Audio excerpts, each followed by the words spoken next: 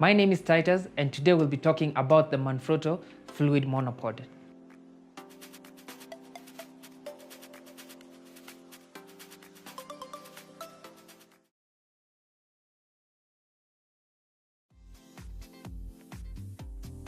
Working with monopods has its pros and cons.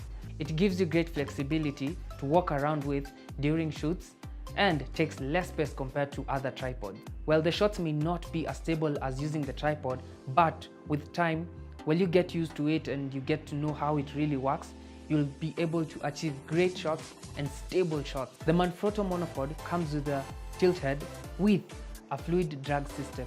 Well, the fluid drag system enables you to get smooth pan up and down. This can be achieved by unlocking the knob and tilting it up and down slowly. For the tilt head, any user who is left-handed or right-handed is able to use it with ease because we are able to change the handlebar from the left side to the right side or from the right side to the left side, making it easy for us to use it.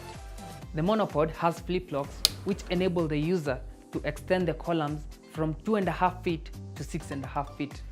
Well, I love the flip-flops because they're easy to open, unlike these other monopods which have the twist lock, which take a bit of time when it comes to extending their columns. Unlike other monopod, it has a really cool fluid panning mechanism which is located right at the bottom of the column. Well, this is good because you can pan it left or right and it will have this smooth panning. And on top of that, when you unlock it, you'll be able to move the camera onto any direction, either forward, backward, or just turning it round. The other thing I like about the monopod is that it has feet, which are easy to open and easy to close.